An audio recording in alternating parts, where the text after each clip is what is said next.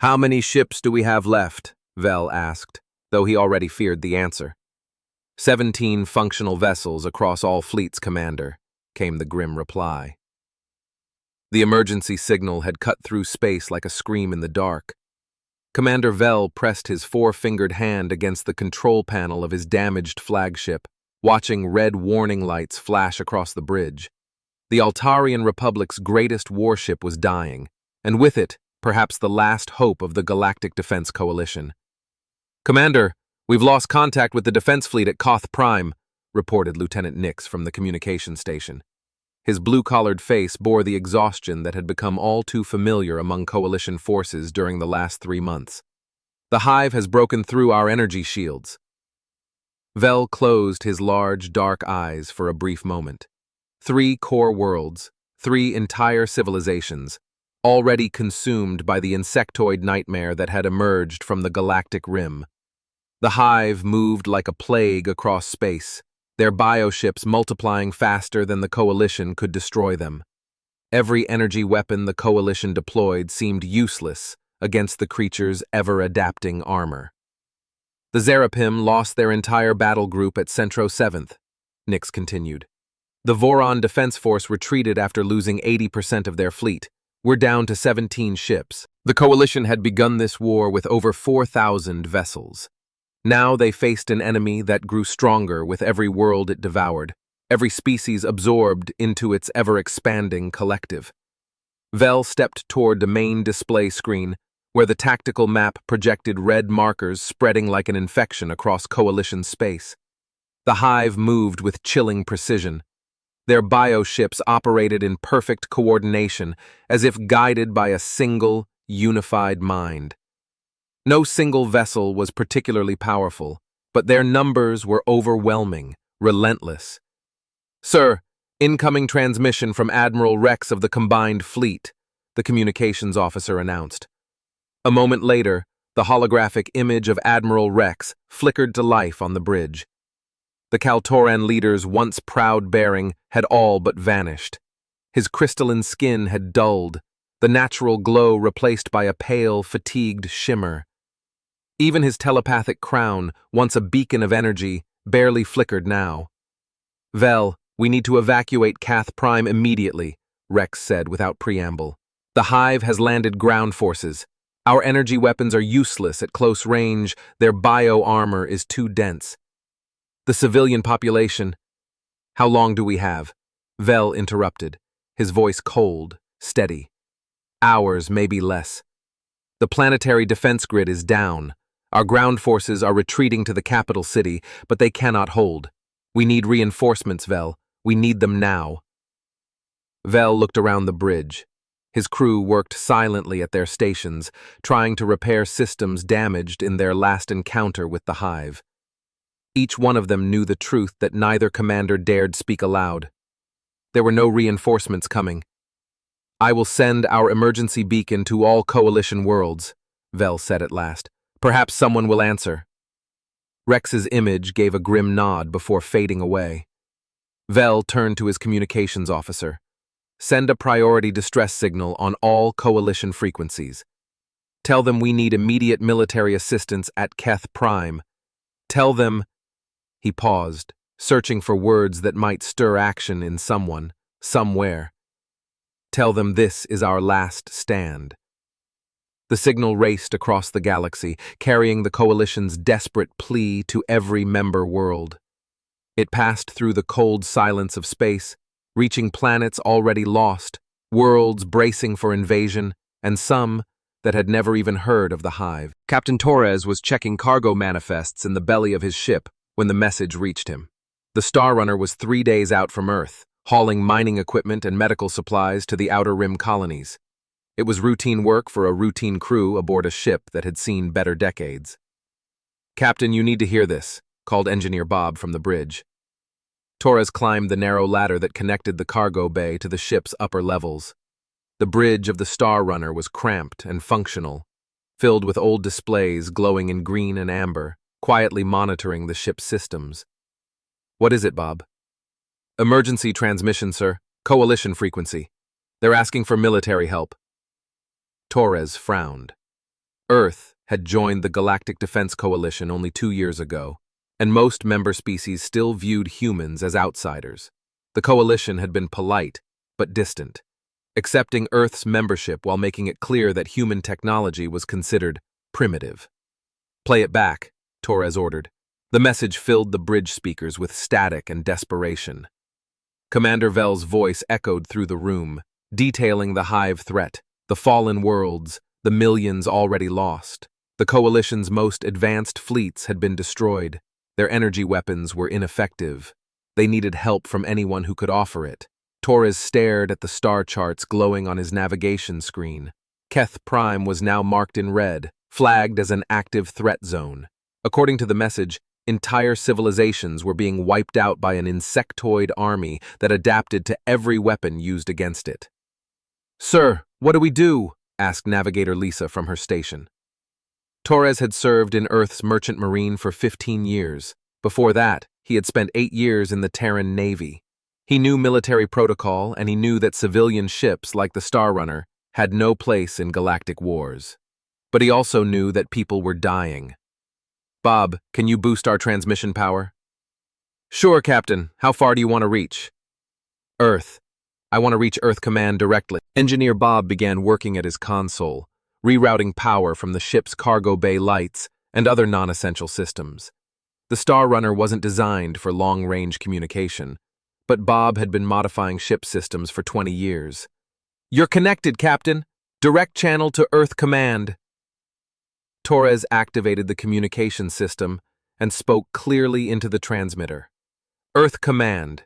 This is Captain Torres of the merchant vessel Star Runner. I am forwarding a priority distress signal from the Galactic Defense Coalition. They are requesting immediate military assistance. Multiple worlds have fallen to an unknown enemy force. Please advise." The response came faster than Torres had expected. A crisp military voice replied within minutes. "Star Runner, this is General Adams at Earth Command. We have received your transmission and the Coalition distress signal. Please maintain communication silence while we assess the situation." Torres waited.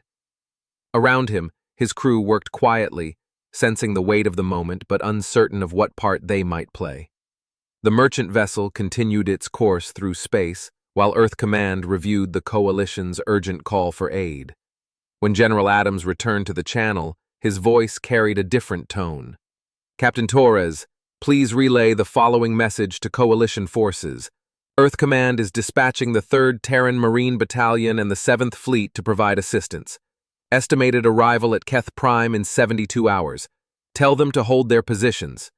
Torres felt his breath catch. The 7th Fleet was Earth's largest military formation, and the 3rd Marines were among humanity's most experienced combat units.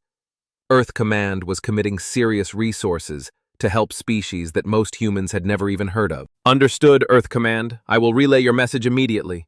Torres opened a channel on Coalition frequencies and broadcast Earth's response.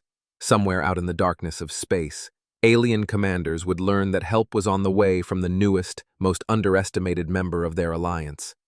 They had no idea what they had just asked for. Admiral Rex stood on the observation deck of the Coalition command station, watching the blue-green planet of Keth Prime rotate slowly below. Black smoke rose from dozens of impact sites across the surface, where Hive bioships had landed. The insectoid invaders were spreading like a disease through the major cities, consuming everything in their path. "Admiral, long-range sensors are detecting incoming vessels," reported Commander Yax from the tactical station.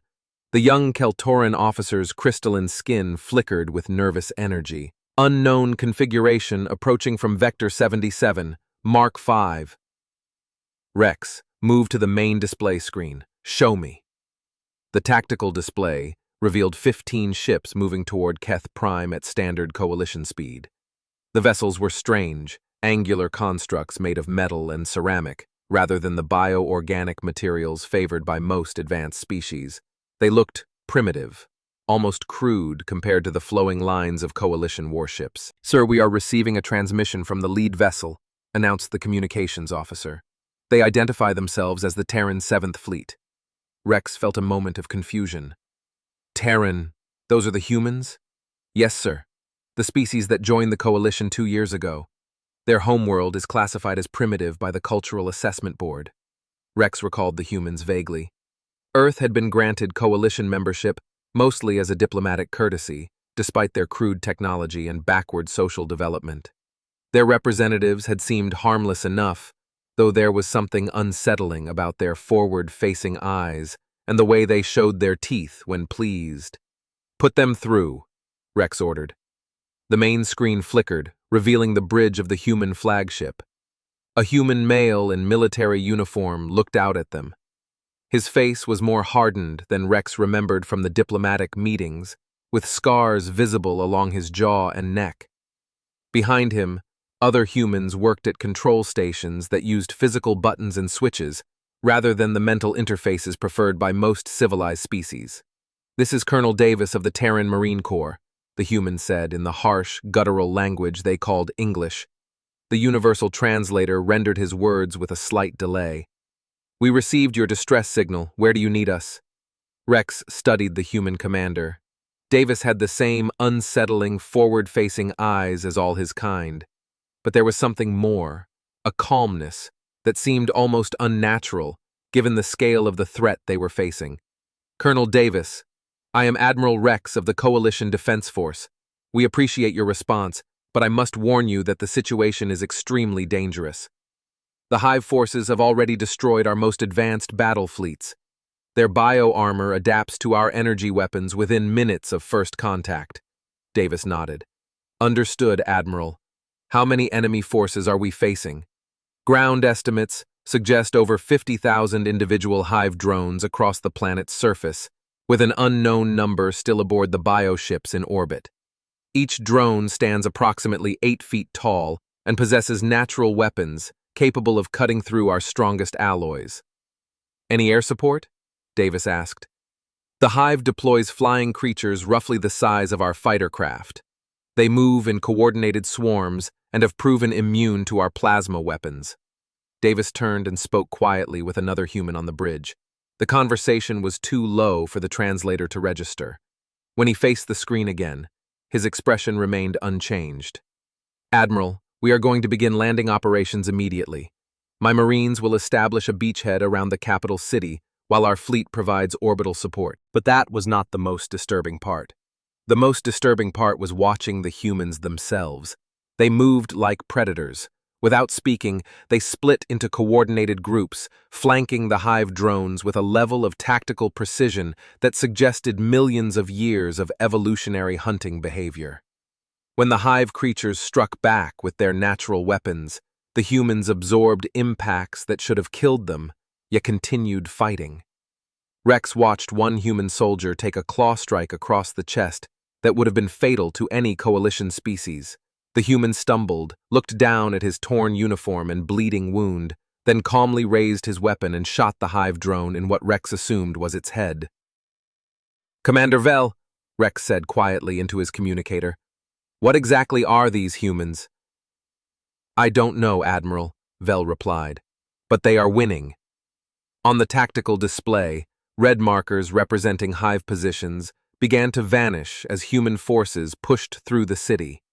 The primitive projectile weapons that coalition scientists had long dismissed as crude and ineffective were systematically tearing through an enemy once thought to be unstoppable. Rex began to realize that Earth's classification as a primitive world might need to be reconsidered. Dr. Cain stepped off the human transport shuttle and immediately began coughing. The air on Keth Prime was thick with smoke and dust from the ongoing battle. Around him, Coalition medical staff rushed to treat wounded soldiers from both human and alien forces.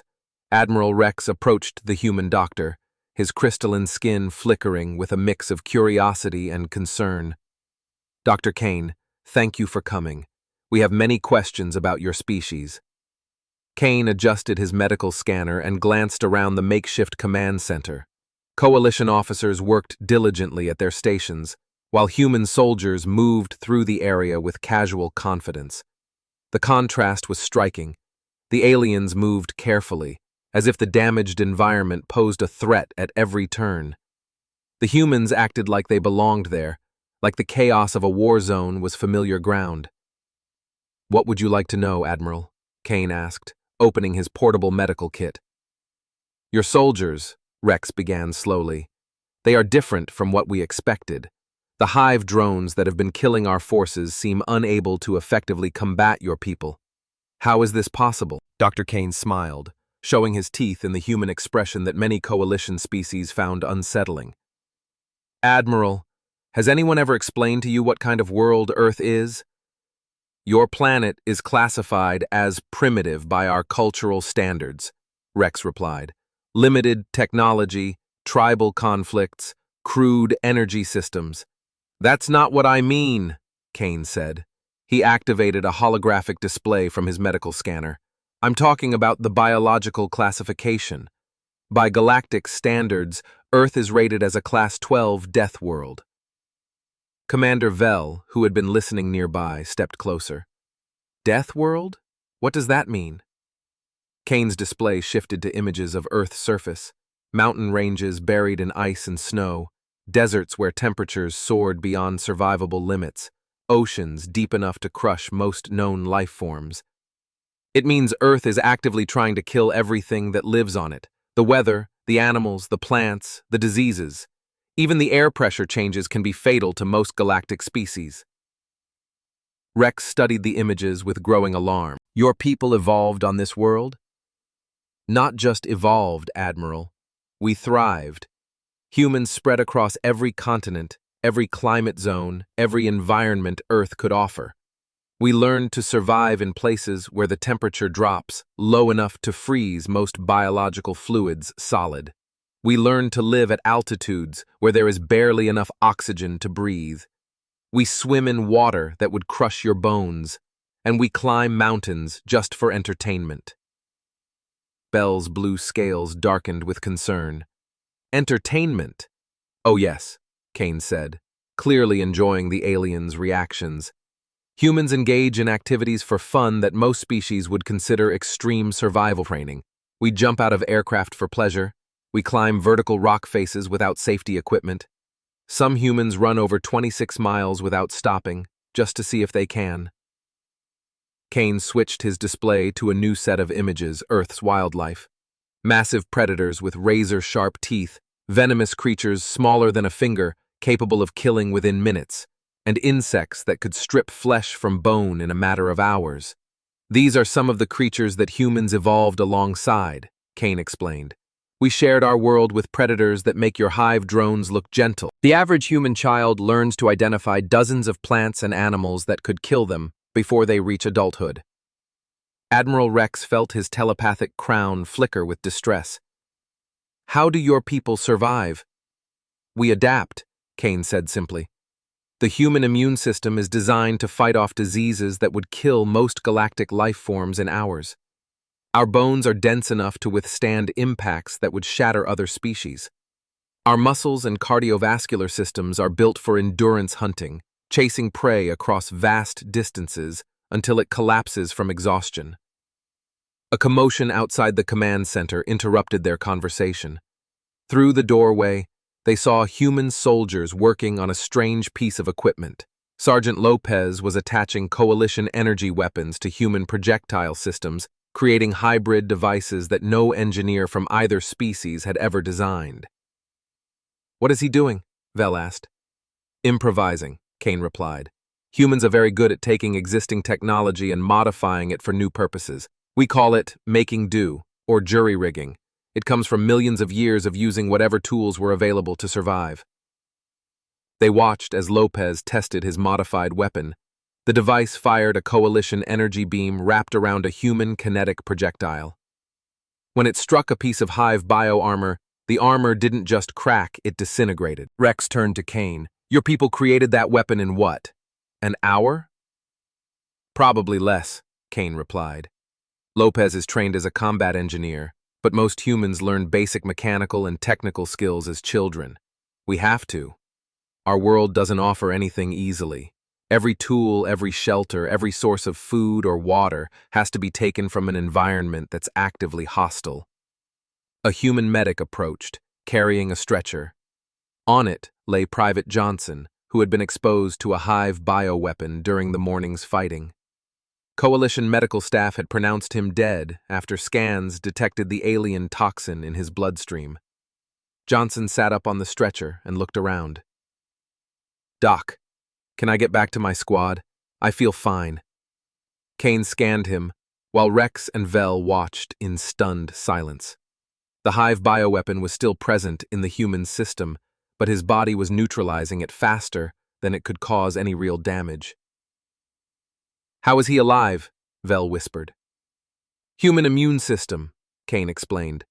"We evolved on a world where deadly toxins are common. Snake venom, plant poisons, bacterial infections, viral diseases. The human body is essentially a biological warfare laboratory, constantly fighting off threats that would kill most species instantly." Johnson stood up and stretched. "Thanks, Doc. I'll try to avoid getting poisoned again." As the private walked away, Rex reached out and grabbed Cain's arm. "Doctor, how many humans are there on Earth?" "About 8 billion. "And how many are in your military?" Cain paused for a moment, considering. "Active military forces, maybe 50 million across all branches and planetary colonies." Rex ran the numbers in his head. The human military made up less than 1% of their population. If the soldiers they were watching represented only a small fraction of humanity, what was the rest of their species capable of? "Dr. Cain," Bell said slowly, "when your people applied for coalition membership, why didn't you explain what kind of species you were?" Cain looked genuinely puzzled by the question. "We did. We provided complete biological and environmental data about Earth and human capabilities. It was all included in our application, but your planet was classified as primitive." "Technologically, yes," Cain agreed. "We're newcomers to space travel and energy weapons, but biologically," he gestured toward the human soldiers moving through the command center, "we're exactly what evolution creates when it spends millions of years trying to build the perfect survivor." Outside, the sounds of battle continued as human forces pushed deeper into Hive territory. Coalition soldiers, who had been retreating for months, were now advancing beside their human allies, watching in disbelief as the creatures they had once feared were torn apart by Deathworld predators. Rex realized the Coalition had made a critical mistake in their assessment of humanity. They had judged the humans by their technology and completely missed the more important truth. Earth had spent millions of years shaping the perfect soldiers, and humans didn't even seem to understand just how rare they truly were. The main Hive bioship hung in orbit above Keth Prime, like a massive organic tumor against the stars. Commander Vel watched it on the Coalition Command Center's main display, knowing that somewhere inside that living vessel was the Hive Queen, the creature responsible for controlling every drone on the planet below. "Admiral, human forces are requesting permission to board the Hive ship," reported Lieutenant Nix from the communications station. Admiral Rex turned away from the tactical display where he had been monitoring human ground forces systematically dismantling Hive positions across 3 continents. In just 12 hours, the humans had achieved what Coalition forces had failed to accomplish in 3 months of brutal fighting. "Board the ship?" Rex asked. "That's suicide. The bioship's interior is filled with a toxic atmosphere. The temperature inside reaches levels that would kill most life forms, and there are thousands of Hive drones guarding the Queen." "Sir, the human commander says they have a plan." Rex activated his communicator. "Colonel Davis, this is Admiral Rex. I cannot authorize a boarding action on the Hive ship. The environment alone would kill your people within minutes." Davis's voice came through the speaker with the same calm tone he had maintained since his arrival. "Admiral, my people are equipped for hostile environment operations. We've handled missions like this before, even against worse things," Davis replied. "We're launching in 30 minutes. Rex looked over at Commander Vel, who could only shake his head in amazement. These humans seem to view impossible missions as routine operations. Lieutenant Maya led the boarding party of 20 human soldiers toward the Hive bioship in 2 small attack craft. The Coalition had provided environmental suits originally designed for their own species, but the humans had already modified them with their usual adaptability. They had added extra oxygen tanks, reinforced the joints, and installed their own communication systems. "Maya, what's your status?" Colonel Davis asked over the radio. "Approaching the target, sir. The bioship's surface is reacting to our presence." Through her helmet display, Maya could see the hive ship's organic hull ripple and shift in color as it detected their approach. Defensive spines began to emerge along the surface, and weapon ports opened like festering wounds. "Defensive fire incoming," reported Sergeant Smith from the second craft. The hive ship began firing streams of corrosive bioplasma at the human vessels. Maya watched as the energy blasts passed close enough to melt part of the outer hull plating. Any coalition pilot would have retreated by now, calling the mission a failure. Maya pushed the throttle and flew directly toward the largest weapon port. "Maya, what are you doing?" Davis's voice crackled through the radio. "Creating an entrance, sir." The human attack craft slammed into the hive ship's weapon port at full speed. The organic structure collapsed around the vessel, forming a tunnel that bypassed the bioship's outer defenses. Maya and her team stepped out of the damaged craft, clad in full environmental suits, and armed with enough firepower to level a small building. The interior of the hive ship felt like a descent into a living nightmare. The walls pulsed with thick, alien veins, the floor squished beneath their boots, a texture like raw, bleeding meat. The air was saturated with spores and toxins potent enough to kill most galactic life forms in seconds. "Temperature is reading 200 degrees, reported Private Wilson through his suit radio. "Atmospheric composition is 90% methane, with trace amounts of sulfur compounds." "Suits holding?" Maya asked. "So far, Lieutenant, though I'm picking up signs that local bacteria are trying to eat through our equipment." Maya smiled inside her helmet. Earth's military had trained for operations in every kind of hostile environment, from the deepest ocean trenches to the surface of active volcanoes. The Hive bioship was repulsive, but it wasn't the worst battlefield humans had faced. The team pressed deeper into the ship, following corridors that twisted and changed around them. The Hive vessel was alive in ways coalition technology had never replicated. It reacted to their movements, shifting its internal structure to block their path or lure them into ambush points. The humans adapted faster. Sergeant Smith used explosive charges to break through walls that tried to close around them. Private Wilson identified structural weaknesses by drawing on his knowledge of anatomy and Earth's biology.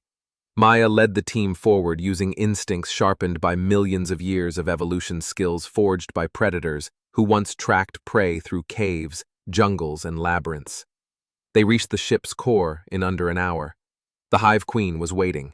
She was massive, easily 3 times the size of the largest Hive drone, with psychic abilities that had driven coalition soldiers insane in previous encounters. Her presence filled the chamber with crushing telepathic pressure, like standing beside the heart of a volcano. She struck their minds instantly. The psychic assault hit the human soldiers like a physical force. Maya felt the alien consciousness trying to rip through her thoughts, filling her mind with images of death, agony, and despair. This was how the Hive Queen had broken every coalition soldier who had stood before her. But human minds were different.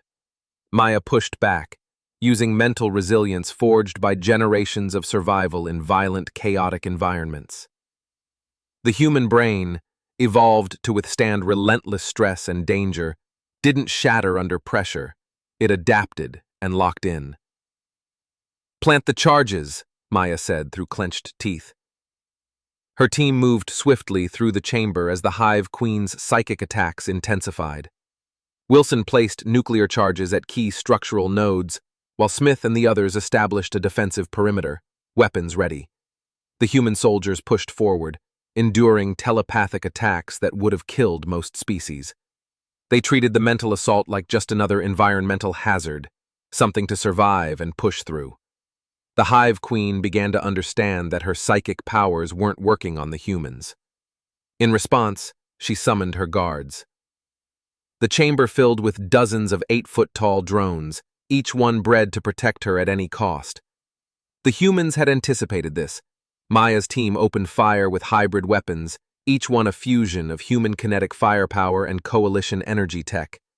The weapons shredded Hive bio armor with terrifying efficiency. The nuclear charges were armed and counting down, 10 minutes until detonation. Just enough time to fight their way back to the extraction point. Charges are armed, Wilson confirmed. 10 minutes to detonation. Maya, what's your status? Came Colonel Davis's voice over the radio. Mission complete, sir. We're heading home. The team fought their way back through the shifting corridors of the bioship, leaving behind a nuclear device powerful enough to destroy the Hive Queen and collapse the enemy's command structure. They moved with the precision of evolved predators, coordinating without hesitation, covering each other's flanks, and adapting to every organic obstacle the ship threw at them. They reached the extraction point with 3 minutes to spare. As the human attack craft pulled away from the Hive bioship, Maya glanced back at the grotesque structure. In 60 seconds, it would cease to exist, destroyed by a weapon that the Coalition viewed as crude and barbaric. Nuclear arms were banned by most advanced civilizations, considered too dangerous for military use. Humans treated them as standard tools of war. A brilliant explosion flared in orbit above Keth Prime, lighting the void like a newborn star. The Hive Queen died instantly, taking with her the psychic web that had bound every drone in the system. On the surface below, thousands of Hive warriors fell motionless, their consciousness severed. Admiral Rex watched the detonation from the Coalition Command Center, and at last, he understood what Captain Torres had truly meant when he said Earth was sending help. The humans hadn't just answered a distress call. They had delivered the tactics and weapons of a species shaped by a world designed to destroy them. The Coalition had asked for reinforcements and received something far more valuable. They had discovered that the galaxy held allies who treated impossible missions as standard procedure. Cleanup operations on Keth Prime lasted 3 days. Admiral Rex walked through the capital city, observing human soldiers working side by side with Coalition forces to clear debris and search for survivors. The difference between the two groups was impossible to overlook. Coalition troops moved cautiously through the devastated streets, constantly checking their environmental suits and monitoring their exposure to hazardous conditions. The humans wore simple uniforms, breathing the polluted air as if it were nothing unusual. Admiral, the final casualty reports are ready, Commander Vell said, stepping up with a datapad in hand. Rex accepted the report and scanned the figures. Coalition forces had lost 60% of their remaining troops during the 3-day battle. The humans, despite leading every major offensive, had lost less than 5% of their deployed force. How is this possible? Rex asked quietly. I've been reviewing their combat recordings, Vell replied. The humans fight differently than any species I've studied. They do not retreat when wounded. They do not panic when surrounded. They treat each battle as if their survival depends on victory. Rex watched a team of human medics tending to injured Coalition soldiers. The humans moved with practiced precision, using methods that appeared primitive but delivered impressive results. One medic was explaining something called antibiotics to a Kaltorn officer as a treatment for infection. Their medicine is unusual as well, Vell added. They rely on chemical compounds instead of energy-based healing, yet their approach is more effective against Hive bioweapons than our most advanced techniques. Colonel Davis approached the 2 Coalition officers, his helmet tucked under one arm.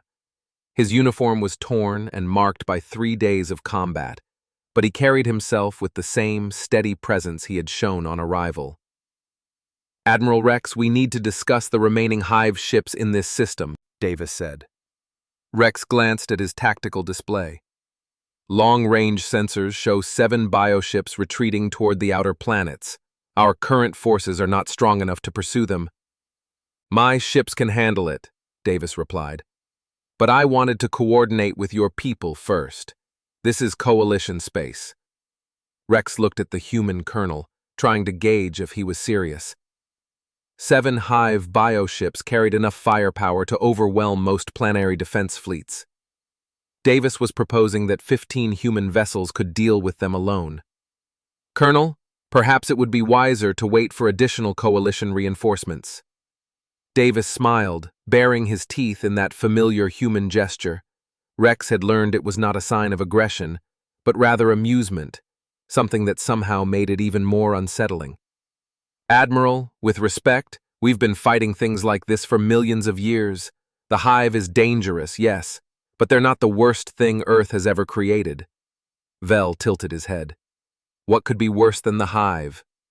"Humans," Davis answered, his voice steady. "When we're truly angry." 6 hours later, Rex stood before the long-range sensor display as the human fleet intercepted the retreating Hive ships near the system's outer gas giant.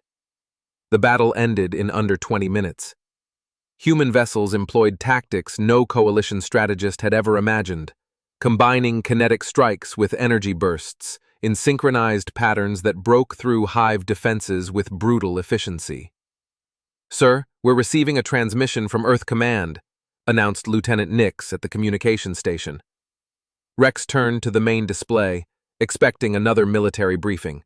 Instead, a human woman appeared on the screen, dressed in civilian attire. She was older than the soldiers he had dealt with, her gray hair and calm expression hinting at deep experience. "This is Director Walsh of the Earth Diplomatic Corps," she said. "I understand our military forces have been assisting coalition operations in your region." "Yes, Director Walsh.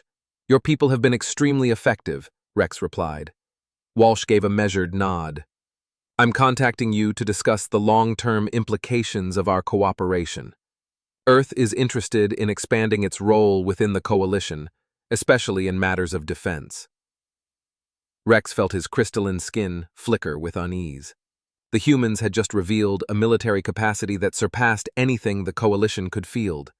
If they intended to expand their influence, there was little anyone could do to oppose them. "What kind of expansion are you considering?" Rex asked carefully. "Earth would like to establish joint training programs with coalition military forces," Walsh explained. "We believe our experience in hostile environments and asymmetric warfare could benefit your people. In return, we would appreciate access to coalition energy weapon technology and star charts for the Outer Rim territories." Rex glanced at Commander Vel. The humans were offering valuable expertise in exchange for information and tech, an offer generous enough to seem unnecessary, coming from a species that could likely take what it wanted. "Director Walsh, may I ask why Earth is interested in the Outer Rim territories?" Walsh's tone shifted. Her expression became more focused, more serious. "Admiral, our long-range surveys have identified several other species that appear to have evolved on high-gravity, hostile environment planets. We refer to them as Deathworld species. Most are currently labeled as primitive by coalition standards." "You want to make contact with them?" Rex asked. "We want to invite them to join the coalition," Walsh said. "The galaxy is dangerous, Admiral. The Hive was only one of many threats. Having more allies who understand survival and warfare at a biological level could benefit everyone." Rex paused, the implications sinking in. The idea of more human-like species entering the coalition was thrilling and deeply unsettling. If others shared even a fraction of Earth's resilience, the galactic balance would shift in ways no one could predict. "How many of these Deathworld species have you identified?" Vel asked. 17 confirmed, Walsh replied, with signs pointing to 12 more. Most are isolated on single worlds, still battling local threats that would overwhelm typical coalition forces. They need support. They need allies.